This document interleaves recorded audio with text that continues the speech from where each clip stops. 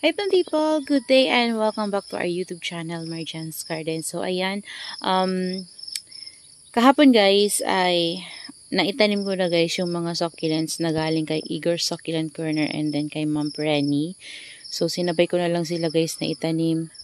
Ayan kasi nagmamadali din ako guys. So ayan, tinanim ko na sila at ito yung pots nila guys. So diba ito magkakatabi to dito. Ayan. So, kailangan talaga nila ng may space kasi nag-uuntugan sila. So, ayan na yung itsura nila ngayon. Ito na yung ating variegated Purple Delight. So, kailangan ko siyang ganyanin pala. Kasi baka mauntog siya. Grabe, ang bigat nito guys. Bigat ng pots na to. Ayan. Kailangan talaga parang magkakatabi kasi baka mamaya matumba. Kasi tall to guys eh. Tall tong pots na to. So ayan guys, medyo tinabi-tabi ko lang. Kasi parang delikado din na magkakahiwalay sila. So siguro saka ko na lang paghiwalayin kapag stable na sila guys at talagang lush na talaga. Ayan o. Ayan. Ganda nito guys oh. Kaso lang naglegi na talaga siya. Ayan.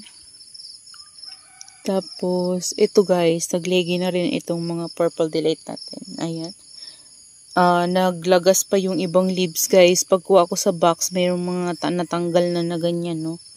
Ayan, siguro sa pagkalagay ko sa box guys. Ayan yung dito niya banda, nabawasan. Yan. So, sa ngayon, ito muna yung area na naisip kong paglagyan sa kanila. Pero, mag-iisip pa rin ako guys kung saan ko sila pwedeng mailagay. Yung mas maganda guys. Ayan. Kasi yung dito kasi, nakikita ko agad. So, kaya dito ko siya naisip ilagay. Ayan, ibabalik ko na dito guys yung natin. Ito. Ibabalik ko na dun kasi tinanggal ko to dun kahapon. Walang mapaglagyan kasi Ayan. May free pala sa akin guys si Ma'am Prenny. Hindi ko na napakita sa inyo. Ito yung free niya sa akin no. Ayan. Tapos may bag na maliit. Merry Christmas. Ayan. So, ito yung free niya sa akin. Thank you so much, Ma'am Prenny. Ayan. So, dyan ko muna siya.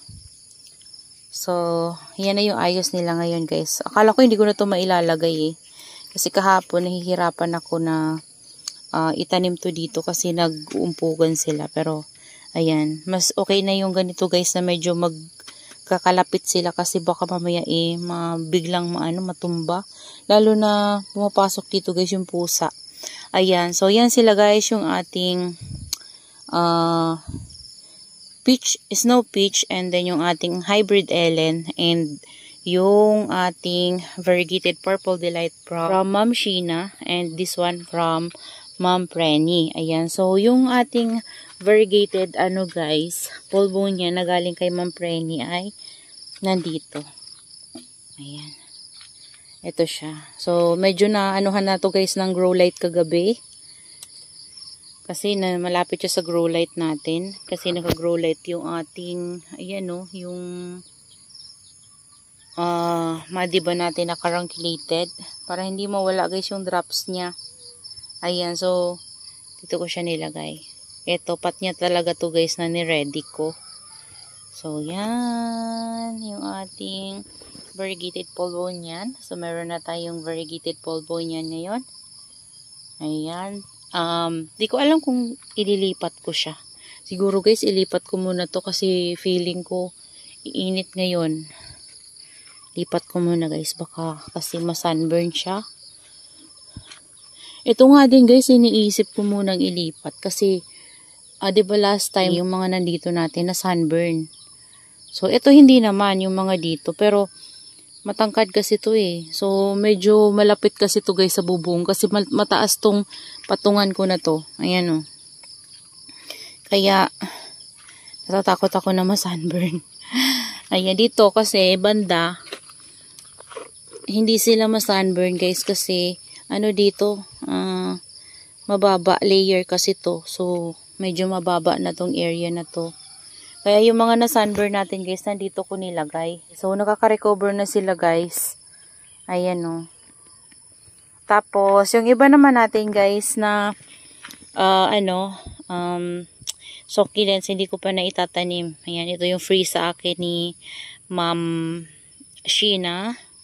Ayan, tapos yung ating variegated hero ones. And then, yung Tuli Monroe na bigay sa akin ni Sis Jamaica. And then, ito naman yung ating Misty Lilac. So, ayan sila guys. Ayan, dyan ko muna guys sila guys yung variegated full moon yan. So, itong mga to, dito ko muna to, hindi ko muna sila maitatanim. Wala pa kasi ako guys nagagawang soil mix. So, kailangan ko pag gumawa ng soil mix. Meron akong pot pero hindi ako nakagawa ng soil mix kasi nga busy tayo guys. Ayan, so dito naman pala banda guys, nilagay ko dito yung ating yan yung mga ganito natin. Kasi guys, yung mother plant ko nito, alam nyo ba nangyari? Nilagay ko siya sa rain or shine. Tapos ang nangyari sa kanya ay para siyang nalusaw. Ayan, siguro nabigla siya sa ulan ng ulan at init. So, minsan kasi pag umulan dito, uulan siya, tas biglang iinit ng sobrang lakas. So, siguro guys, nasira siya ng ganun. Ayan, buti na lang marami tayong mga propagation. Pero guys, tinatry ko yung is-save. So, binunot ko siya, tapos tinanim ko lang siya ulit guys doon. And nag-add ako ng garden soil sa kanya.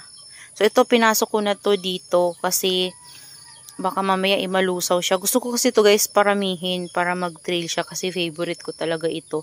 Pero meron pa ako nito guys dun banda. Nandun. Ayun, yun. Ayun banda oh.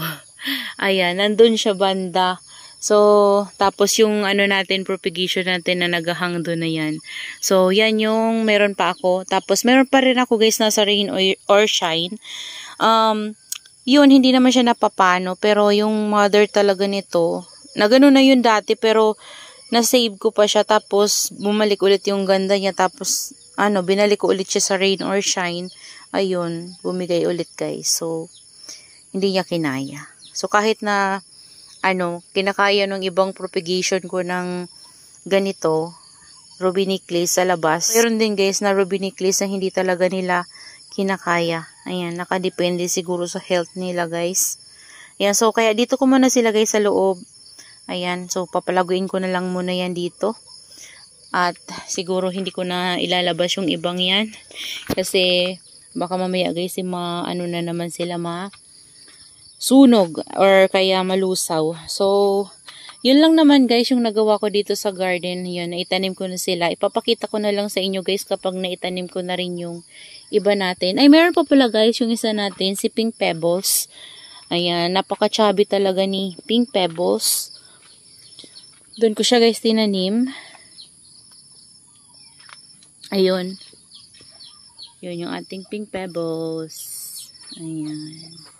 So, dyan ko siya hinanay. So, yan yung pot na yan na may tinanim ako na baby ni Rosea. So, kinuha ko na lang yung baby ni Rosea.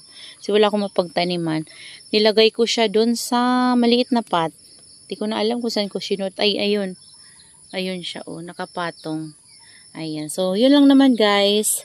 Bigyan ko na lang kayo ng update. Tingnan nyo to guys, oh. Ayan, oh.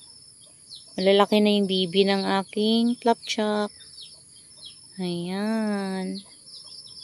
Ganda niya guys, oh. Pero usog. Dami. So, kapag malalaki na yan, try ko silang kunin or hayaan ko lang siguro. Para clumping sila dyan guys. Ito, matangkad na naman to guys, so. Parang nakukulangan sila ngayon guys ng sunlight kasi palaging dito, makulimlim.